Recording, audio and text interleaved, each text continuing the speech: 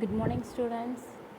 Now we are going to learn about unemployment. Unemployment means people who are willing to work and able to work but can't find suitable job. During this time, the people suffered unemployment problems due to corona. உங்களுக்கே தெரியும், இப்போ நம்மளுடைய வேர்ல்டில் கொரோனான்றது அதிகம் பரவிட்டுருக்கு. அதனால் அதிகமான மக்கள் அவங்களுடைய வேலைவாய்ப்பை இழந்து தவிக்கிறாங்க. ஸோ அவங்களுக்கு வேலை பார்க்குறதுக்கு திறமையும் இருக்கும், வேலையும் இருக்கும். ஆனால் வேலை பார்க்க முடியாத சுச்சுவேஷன் இருக்கு இல்லையா, that is the unemployment. Okay, understand the heading. So unemployment means people who are willing to work and able to work but can't find available jobs. Okay, next we are going to learn about types of unemployment. There are 7 types of unemployment. First one is cyclical unemployment, seasonal unemployment, frictional unemployment, educated unemployment, technical unemployment, structural unemployment and disguised unemployment. Okay, so disguised unemployment means it's occur in a agriculture field because நம்மளோட agriculture ஃபீல்டில் பார்த்தோம் அப்படின்னா எல்லாரோடுமே என்ன இருக்காது, வேலை கிடைக்காது. So நம்மளோட அறுவடை செய்ய ஆரம்பிக்கிறாங்க அப்படின்னா, ஒரு பயிரை விதைவிக்கிறாங்க அப்படின்னா அதை விதைச்சி அதை அதில் பதப்படுத்தி எல்லாமே செஞ்சு அறுவடை முடிச்சிட்டாங்க அப்படின்னா அவங்களோட வேலை வாய்ப்புறது முடிஞ்சிடும். So disguised unemployment occurred in அக்ரிகல்ச்சரில். Okay, next one is the structural unemployment. So structural unemployment means it is the changes in the structure of the society. நம்மளுடைய சொசைட்டியில் மாற்றங்கள் வர வர வர நம்மளோட எம்ப்ளாய்மெண்ட்டோட இதுவும் மாறிக்கிட்டே இருக்கும். ஃபார் எக்ஸாம்பிள், இப்போ நம்ம பார்த்தோம் அப்படின்னா பாஸ்ட் ஒரு ஃபோட்டோ எடுக்கணும்னா என்ன யூஸ் பண்ணுவோம், கேமரா தான் யூஸ் பண்ணுவோம்.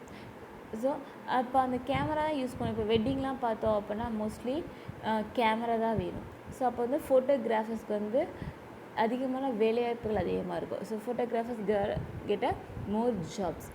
But now a time we have using a modern mobile phone. So mobile phone எல்லாருடைய கையிலையும் இருக்குது. அதனால் நம்ம என்ன பண்ணுறோம், எந்த ஒரு ஃபங்க்ஷன் இருந்தாலும் செல்லில் என்ன செஞ்சிடறோம்னா ஃபோட்டோஸ் எடுத்துகிறோம். ஏன்னா அவ்வளோ கெப்பாசிட்டி கேமராக்குள்ள, நார்மல் கேமராக்குள்ள கெப்பாசிட்டி நம்ம செல்ஃபோன் உள்ள கேமராவுக்கு இருக்குது. ஸோ அந்த ஃபோட்டோகிராஃபர்ஸ் அவங்களுடைய ஜாப்பை என்ன செஞ்சிடறாங்க, இழந்துடுறாங்க. அவங்களுடைய வேலையை என்ன செஞ்சிடும், நம்மளே செஞ்சிடும். ஸோ கால மாற்றங்களுக்கு ஏற்றாப்புல வேலைவாய்ப்புகள் மாறிட்டே இருக்கும்போது சிலர் என்ன செய்ய அவங்களுடைய வேலையை இழக்கிறாங்க. That is a structural unemployment. Next is a technical unemployment. நமக்கு இன்றைக்கே தெரியும் நம்மளுடைய கண்ட்ரி எப்படி இருக்குது, நல்லா டிஜிட்டல் வேர்ல்டாக மாறிட்டுருக்கு. மெஷினரிஸ் இல்லை லாட் ஆஃப் இன்னோவேஷன்ஸ் இன்வென்ஷன்ஸ் மாற மெஷினரிஸோட இன்வென்ஷன்ஸ் வர ஹியூமனோட டிமாண்ட் குறைஞ்சிட்டே இருக்குது. ஒரு வேலையை ஹியூமன் தான் பண்ணணுன்ற அவசியம் இல்லை. அந்த மனிதன் பண்ணுற வேலையை என்ன செஞ்சுருவாங்க, மிஷினே பண்ணிடுது. ஸோ இந்த மாதிரியா டெக்னிக்கல்ஸ், ஸோ மிஷினரிஸ் இன்வென்ஷன்ஸ் வர நம்மளுடைய ஹியூமன்ஸுக்கு என்ன செய்யுது, எம்ப்ளாய்மெண்ட் குறைஞ்சிட்டே இருக்குது. That is the technical unemployment. Next educated unemployment. So nowadays பார்த்தோம்னா educated, so more peoples are educated but the employment is lack. Okay, so lack of employment, due to the lack of employment lot of educated people can't find a job. So that is the educated unemployment. Next one, frictional unemployment. There is a imbalance between the job. So imbalance between supply of labor and demand for labor.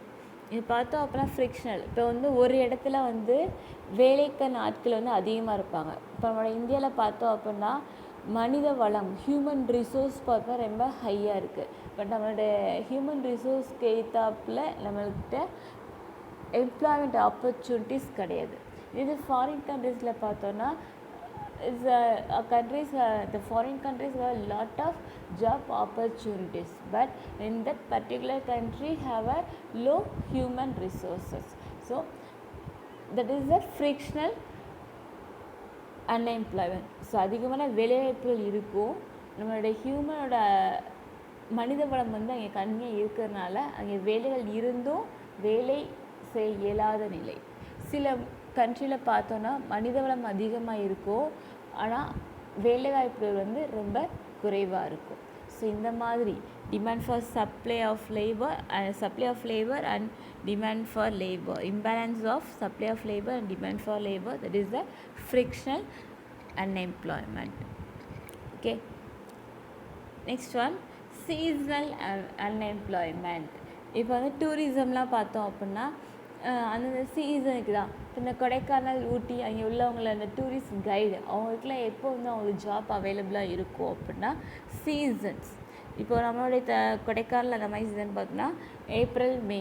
So அதில் summer time. So summer time அப்போ என்ன செய்வோம், எல்லாமே கூலிங்கான place visit பண்ணுவோம், ஹாலிடேஸில் தான் போவோம். So அப்போ தான் அந்த டூரிஸ்ட் கைடுக்கு என்ன இருக்கும், எம்ப்ளாய்மெண்ட் ஆப்பர்ச்சுனிட்டிஸ் அதிகமாக இருக்கும். So that is a seasonal unemployment. இந்த ஹாஸ்பிட்டாலிட்டி, ரீட்டெயிலிங் அண்ட் ஃபார்மிங் இது எல்லாமே சீசனல் அன்எம்ப்ளாய்மெண்ட் அதிகமாக இருக்கக்கூடிய இடம். ஸோ இன்றைக்கி வந்து கொரோனா அதிகமாக இருக்குன்றோம், இப்போ வேலைவாய்ப்பு கிடைக்கலன்றோம். ஆனால் ஹாஸ்பிட்டல்ஸ்லேயே நர்ஸுக்கு வந்து அதிகமான எம்ப்ளாய்மெண்ட் ஆப்பர்ச்சுனிட்டிஸ் இருக்குது. இப்போ டெய்லி வந்து நியூஸ் பேப்பரில் ஆடு பார்த்தோம் அப்படின்னா they wanted more nurse and more doctors. So nowadays they wanted the doctors get a more job and nurse get a more jobs. So that is a seasonal unemployment. The next one is a cyclical unemployment. So cyclical unemployment means there is a fluctuations, and our world economy have a lot of fluctuations. Sometimes the recession period, sometimes the boom period. So in a boom period the people get a more job, but in the recent period people does not got any jobs. So that is a cyclical, that is the imbalance of economic crisis, economic activities. Okay, now we are going to see in book. So now see about unemployment and its types. So unemployment is problem faced when there are people who are willing to work and able to work but can't find the suitable jobs. நான் already சொன்னேன், பீப்புள்ஸுக்கு வந்து அவங்களுக்கு வந்து வேலை செய்யணுன்ற விருப்பமும் இருக்கும், வேலை செய்யக்கூடிய திறமையும் இருக்கும், ஆனால் அவங்களுக்கு ஏற்ற இந்த சூட்டபிள் ஜாப் இல்லை. That is the unemployment. So peoples who are willing to work and able to work but can't find a suitable jobs. While formulating policies to solve the problems of unemployment in India, for instance, we need to distinguish between the nature of unemployment in rural areas and in urban areas in India.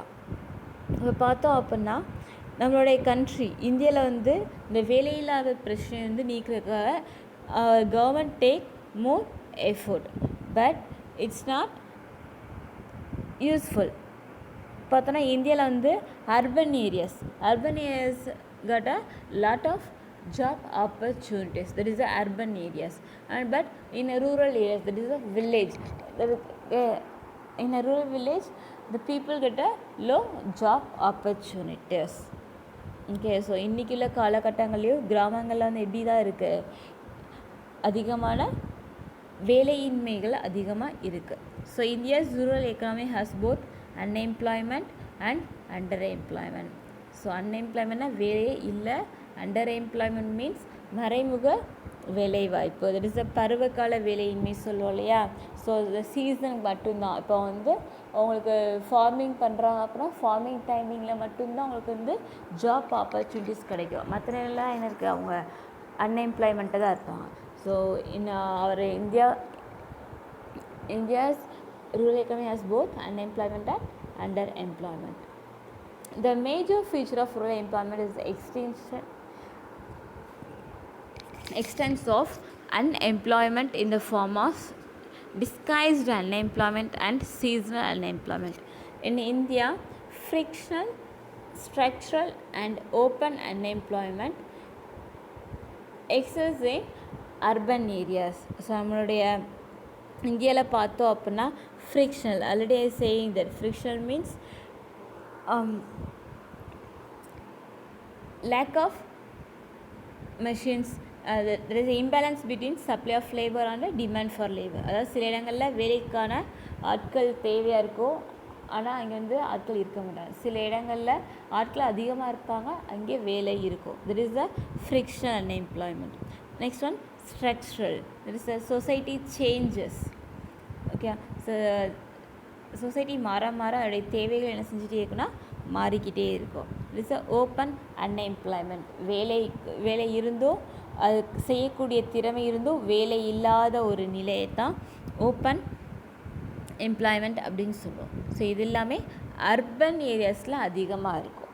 Okay, so rural ஏரியாஸில் எப்படி இருக்கும் அப்படின்னா disguised unemployment and seasonal unemployment in rural areas, but in urban areas frictional unemployment, structural unemployment and open unemployment is exists in urban areas. Okay, so due to urbanization, a large number of people move from rural areas to urban areas. This migration from rural to urban areas increases the size of labor force in urban areas and adds to the already unemployed labor force. இப்போ பார்த்தோம் அப்படின்னா கிராமங்களில் வந்து இப்போ விவசாயங்களை வந்து அதிகமாக மக்கள் பண்ணுறதில்ல. ஸோ அதனால் விவசாய மக்கள் என்ன பண்ணுறாங்கன்னா ரூரல் ஏரியாவிலேருந்து அர்பன் ஏரியாவுக்கு என்ன பண்ணுறாங்க, மைக்ரேட் ஆகிறாங்க. ஸோ மைக்ரேட் ஆகிறதுனால ஏற்கனவே அர்பன் ஏரியாஸ் என்ன ப்ராப்ளம்ஸ் என்ன ஆகிட்டுருக்கு, அன்எம்ப்ளாய்மெண்ட். பட் அந்த ஏற்கனவே அர்பன் ஏரியாவில் உள்ள பீப்புள்ஸ்க்கு அன்எம்ப்ளாய்மெண்ட் ப்ராப்ளம் சஃபர் ஆகிறாங்க. இப்போ ரூரலில் உள்ள பீப்புள்ஸ் அதனால் அன்எம்ப்ளாய்மெண்ட் ப்ராப்ளம்ஸ் வந்து இப்போ என்ன இருக்குது, நம்மளுடைய கண்ட்ரியில் ரொம்ப அதிக அளவில் இருக்குது. ஓகே, இப்போ கொரோனா பீரியட் வந்து ஸ்டார்ட் ஆகும்போது சொன்னோம், இப்போ வந்து எல்லாமே லாக்டவுன் ஆகிடுச்சு, எந்த ஒரு இண்டஸ்ட்ரியுமே ரன் பண்ணக்கூடாதுன்னொடனே இப்போ மெயின் சிட்டி இப்போ சென்னையிலேருந்து lot of the peoples moving to that own places. Okay, அப்போ வந்து ரொம்ப வந்து சிக்கல் இருந்துச்சு. இப்போது அதே மாதிரி நம்மளுடைய தமிழ்நாட்டிலேருந்து வேறு ஸ்டேட்டுக்கு போகிறதுக்கும் நிறைய பீப்புள்ஸ் இருந்தாங்க. ஸோ ஒரு பீப்புள்ஸ் என்ன பண்ணுறாங்க, வேலைக்கு ஒரு பிளேஸ்லேருந்து இன்னொரு பிளேஸுக்கு வரும்போது இந்த பிளேஸில் உள்ள மக்களோட வேலையுமே அவங்க என்ன செஞ்சுக்கிறாங்க, ரொம்ப எடுத்துக்கிறாங்க. ஓகே, ஸோ அர்பன் பீப்புள் வந்து ரூரல் பீப்புள் வந்து அர்பன் ஏரியாஸ் போனால் அர்பன் ஏரியாவில் பீப்புள்ஸுமே அர்பன் ஏரியாவில் உள்ள வேலைகளையுமே யார் எடுத்துக்கிறாங்க, ரூரல் ஏரியா. ஸோ வேலைவாய்ப்பு பிரச்சனை வந்து நம்மளோட இந்தியாவை பொறுத்த வரைக்கும் ரொம்ப அதிக அளவில் இருக்குது. Okay, types of unemployment. In developing countries like India, the nature of unemployment is different from that of developed countries. In developed countries, that unemployment is purely temporary or cyclical or frictional. But in the developing countries, it is largely structural unemployment, which is due to the slow rate of capital formation. So நம்மளோட கண்ட்ரியில் தான் structural unemployment அதிகமாக இருக்குது. ஏன் அப்படின்னா நம்மளுடைய capital formation, நம்மளுடைய முதலீடு எப்படி இருக்குன்னா கம்மியாக இருக்குது.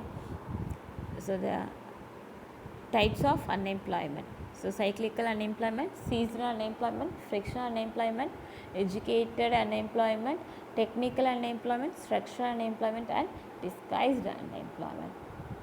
Now we see the cyclical unemployment, and I already said the trade cycle. Okay, this unemployment exists during the downturn phase of trade cycle in the economy. So trade cycle வந்து 4 stages இருக்கும்.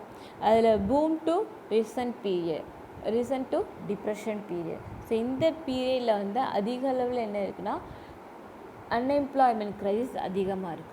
So in business cycle, during the period of recession and depression, income and output fall, leading to the widespread unemployment. So நம்மளுடைய trade சைக்கிளில் 4 stages இருக்குன்ற மாதிரி lower கிளாஸில் பார்த்துருக்கோம். அதில் 2 session, ரிசன் and depression. அதாவது பூம் ஸ்டேஜிலேருந்து ரிசன் சரிவு நிலைக்கு வந்துட்டு டிப்ரெஷன் ரொம்ப மந்த நிலையில் இருக்கிறது தான். ஸோ அந்த சுச்சுவேஷனில் அன்எம்ப்ளாய்மெண்ட் ப்ராப்ளம்ஸ் அதிகமாக இருக்குது. ஸோ அன்எம்ப்ளாய்மெண்ட் இருக்கிறனால வேலைக்கு ஆட்கள் இல்லாதனால அவங்களால என்ன செய்ய முடியாது, எந்த ஒரு இண்டஸ்ட்ரியும் பொருட்களை வந்து ப்ரொடக்ஷன் பண்ண முடியாது. ஸோ ப்ரொடக்ஷன் பண்ணாதனால அவுட்புட் வந்து என்னது இருக்கும், கம்மியாக இருக்கும். ஸோ வேலைக்கு இல்லாதனால இன்கமும் அதிகமாக இருக்கும். ஸோ நாட்டில் வந்து நிறையா ப்ராப்ளம்ஸ் வந்து க்ரியேட் ஆகும். ஸோ இந்த time of recession and depression period it is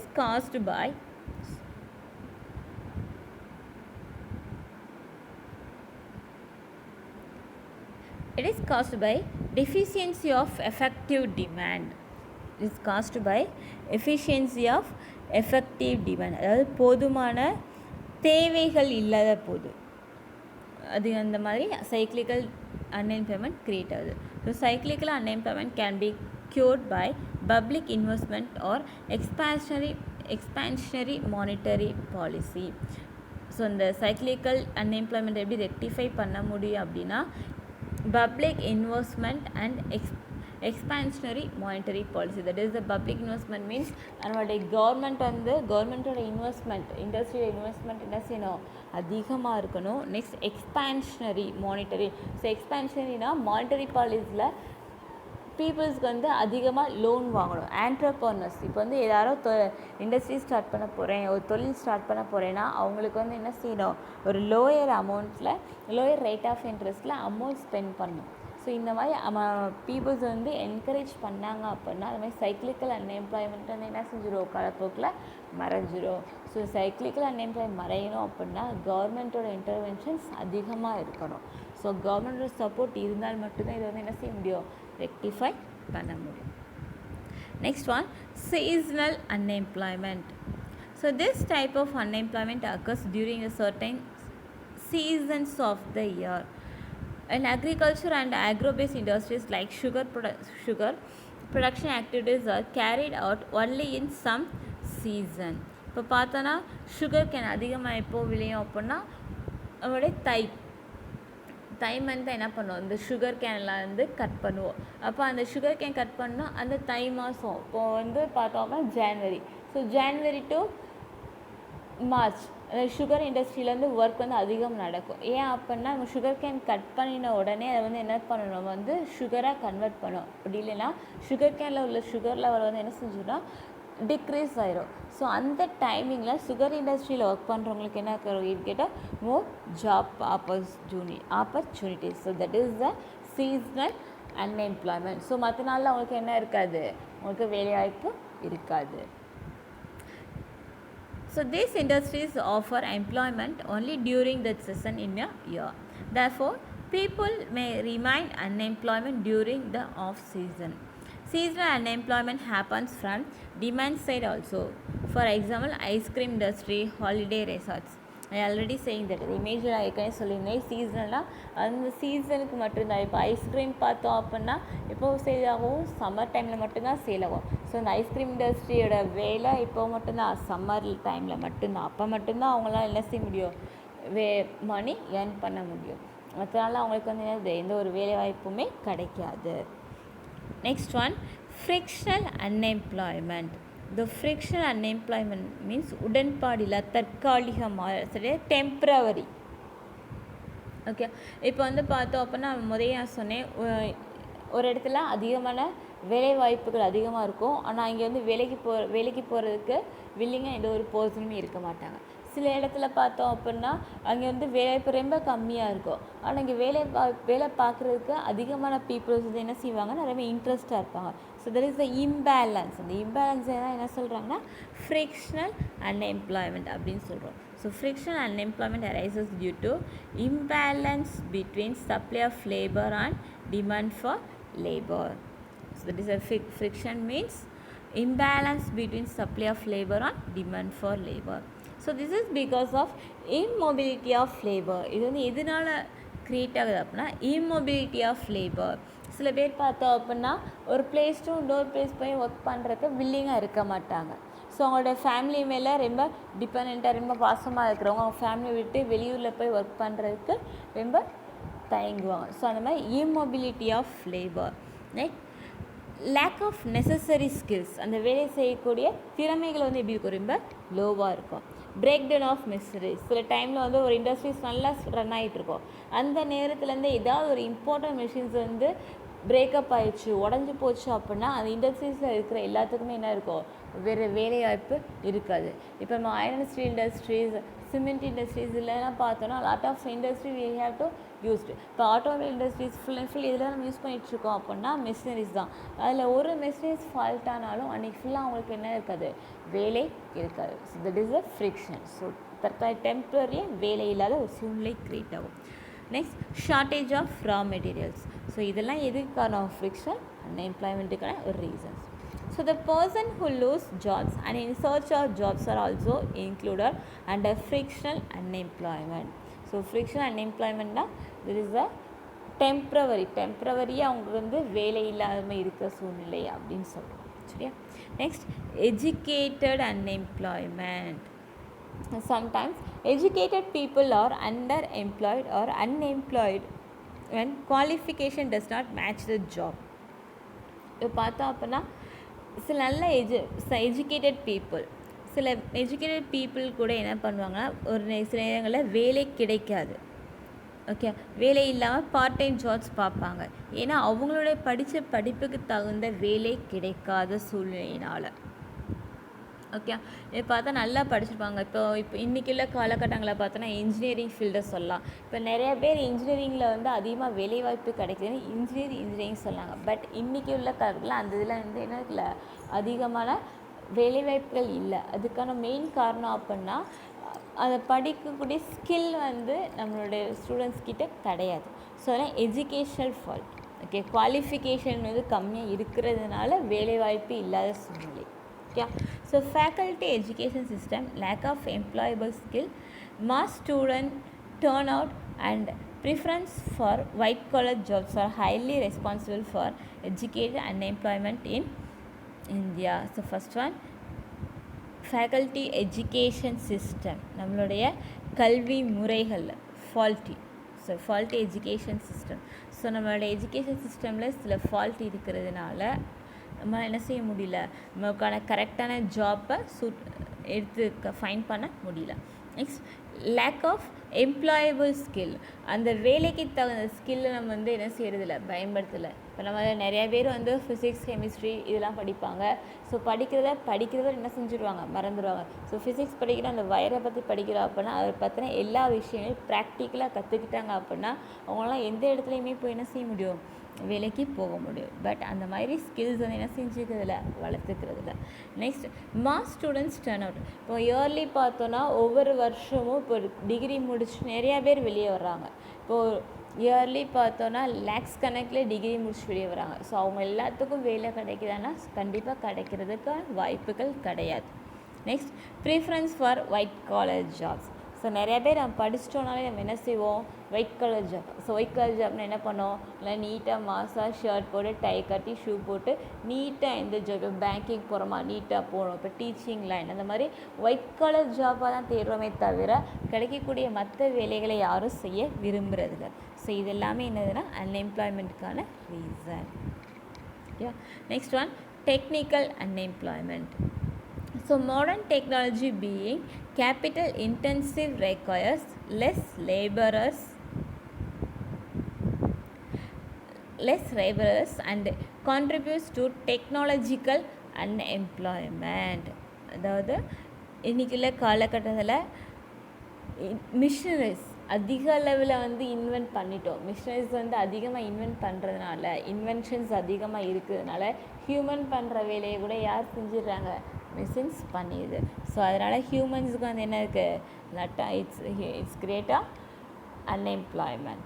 So nowadays, inventions and innovations lead to the adoption of new techniques. Thereby, the existing workers are retrenched. Okay. So ஏற்கனவே இருக்கிற ஒர்க்கர்ஸை கூட மாற்றிட்டதுக்கு பதிலாக என்ன செய்கிறாங்க, நம்ம மிஷினரிஸை வந்து வச்சு வேலை பார்க்குற நிலைமையில் இன்றைக்கி இருக்குது. ஏன் அப்படின்னா நம்மளுடைய இன்வென்ஷன்ஸ் அண்ட் இன்னோவேஷன்ஸ், ஓகே, புதுமையான கண்டுபிடித்தலோ புதுமையான கருத்துக்களோ அதிகமாக டெக்னிக்ஸ் அதிகமாக யூஸ் ஆகிறதுனால நம்ம ஹியூமன் பண்ணுற வேலையெல்லாம் யார் பண்ணிடுறா, machines. Okay, Labor saving devices are responsible for technological unemployment. Okay. Next one, structural unemployment. So structural unemployment is due to drastic change in the structure of the society. Okay. I already saying that drastic changes